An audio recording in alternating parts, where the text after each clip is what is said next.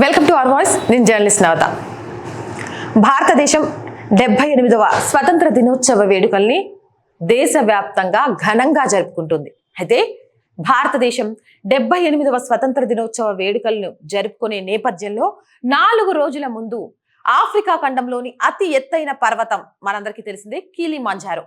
దీనిపై ఉహూరు శిఖరంపై 7,800 చదరపు అడుగుల భారీ మువ్వన్నెల పతాకం అలరించింది. శనివారం ఓ ప్రకటన ద్వారా ఈ విషయాన్ని వెల్లడించినారు రక్షణ మంత్రిత్వ శాఖ. దివ్యాంగులు, నిరుపేద యువత తమ కలలను సాకారం చేసుకునే దిశగా స్ఫూర్తి కలిగించే లక్ష్యంతో ఈ కార్యక్రమం చేపట్టినట్లు పేర్కొంది. రక్షణ మంత్రిత్వ శాఖ ఆధ్వర్యంలోని హిమాలయన్ మౌంటైనీరింగ్ ఇన్స్టిట్యూట్ HMIకు చెందిన దివ్యాంగ యాత్ర బృందం ఈ సాహస కార్యక్రమాన్ని విజయవంతంగా పూర్తి చేసింది. నిజంగా వాళ్ళందరినీ అప్రిషియేట్ చేయాలి. ఈ మధ్య కాలంలోనే ఒక కలెక్టర్ నోరు బారేసుకుంది, దివ్యాంగులకు IASలు కావద్దు, ఎలా సాధ్యమవుతుంది అని. తలుచుకుంటే అతి ఎత్తైన శిఖరాలనే ఎత్తగలరు, తలుచుకుంటే సాధించలేనిది ఏదీ లేదు. మనసుండాలే కానీ దేవుడిచ్చిన శారీరక లోపమే కాదు అనేది HMIకి చెందిన దివ్యాంగ యాత్ర బృందం రుజువు చేసి చూపించింది.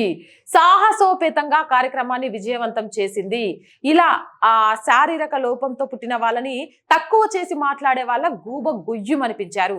నిజంగా కూడా లోపం లేకపోతే దివ్యాంగులు అంటే నాకు తెలిసి శారీరక అవయవాల లోపం ఉన్న వాళ్ళు కాదు, మానసికంగా లోపం ఉన్న వాళ్ళు, పక్కన వాళ్ళలో లోపాలను ఎతికే వాళ్ళు, పక్కన వాళ్ళని కించపరిచే వాళ్ళు, పక్కన వాళ్ళు ఎదగకుండా ఉండాలి అనుకునే వాళ్ళు, దేశం మీద ప్రేమ లేని వాళ్ళు, మనల్ని కన్నా తల్లిదండ్రులను గౌరవించలేని వాళ్ళు, వీళ్ళు నాకు తెలిసినంత వరకు ఫిజికల్లీ మెంటల్లీ హ్యాండిక్యాప్డ్స్. అలాంటి వాళ్ళు ఇంకొకరిని విమర్శించే హక్కు లేదు. ఏదేమైనా ఇది చదివినప్పుడు నాకు చాలా చాలా చాలా సంతోషంగా అనిపించింది.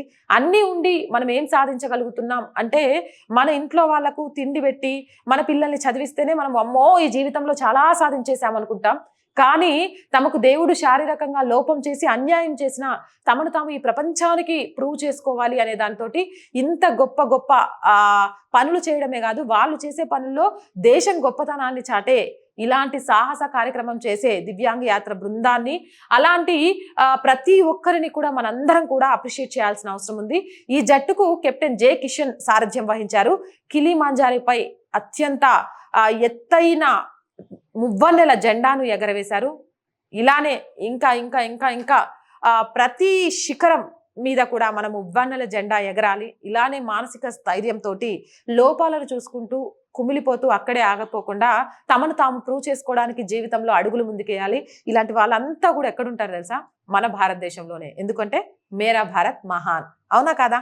మీరేమంటారు? కామెంట్ సెక్షన్లో పెట్టేయండి. మోర్ వీడియోస్ కోసం మన ఛానల్ని సబ్స్క్రైబ్ చేయండి. అండ్ ప్రతిరోజు చెప్తున్నదే మళ్ళీ చెప్తున్నాము, ఒక్కలతో ప్రారంభమైన ఈ ఛానల్ ఈరోజు 1,00,000 మంది సబ్స్క్రైబర్స్కి చేరింది అంటే మీ అందరి వల్లే, మీ అందరి ఆదర అభిమానాల వల్లే. అలాగే ఆర్థికంగా కూడా ఇప్పుడు ఈ ఛానల్కి బలం చాలా అవసరం. ఎందుకంటే మన దగ్గర కరెక్ట్ ఎక్విప్మెంట్ లేదు, కరెక్ట్ ఆఫీస్ లేదు, ఏం చేయాలన్నా కూడా కష్టంగా ఉంది. ఒక్కదాన్నే అవన్నీ అధిగమించి ముందుకు వెళ్ళడానికి ఎన్ని ప్రయత్నాలు చేస్తున్నా అది నా ఆర్థిక స్తోమతకు సరిపోవట్లేదు. కానీ మీ అందరి చేయూతనిస్తే ఒక మంచి ప్రాపర్ ఆఫీస్తో పాటు, ప్రాపర్ ఎక్విప్మెంట్తో పాటు ప్రభుత్వానికి ప్రజలకి వారదయ్యే అనేక కార్యక్రమాలు చేయడానికి సహకరించిన వాళ్ళు అవుతారు. మన ఛానల్ ఎప్పుడైతే బ్రేక్ ఈవెన్కి చేరుకుంటుందో అప్పటి వరకు మీ అందరి ఆర్థిక సపోర్ట్ అయితే ఈ ఛానల్కి కావాలి. చేస్తారు అని ఆశిస్తున్నాను. చేస్తాము, అలాగే సపోర్ట్గా నిలుస్తాము అనుకునే వాళ్ళు సబ్స్క్రిప్షన్ పక్కనే జాయిన్ అనే ఆప్షన్ కనిపిస్తుంది. 1 to 5 లెవెల్స్ ఉంటాయి. ఏదో ఒక లెవెల్లో సపోర్ట్ చేయండి. లేదా స్క్రీన్ మీద గూగుల్ పే, ఫోన్పేతో పాటు అకౌంట్ డీటెయిల్స్ కూడా ఉంటాయి. మీరు చేసే ప్రతి రూపాయి, ప్రతి చిన్న సహాయం కూడా ఈ ఛానల్ డెవలప్మెంట్కే ఉపయోగిస్తామని మాటియడంతో పాటు జాతీయవాదాన్ని, సనాతన ధర్మాన్ని ఈ రెండింటిని నిలబెట్టడంలో, ప్రభుత్వానికి ప్రజలకి వారధిగా నిలవడంలో ఎప్పుడు వెన్ను చూపమని కూడా మాటిస్తున్నాం. అలాగే ప్రతి ఒక్కరూ ఛానల్ సబ్స్క్రైబ్ చేయండి, వీలైనంత మందికి షేర్ చేయండి. మీరు ఎంత లైక్ చేస్తూ ఉంటే ఈ ఛానల్ అంత వైరల్గా మారుతుంది అనే విషయాన్ని మరొకసారి మీకు గుర్తు చేస్తూ, జై భారత్.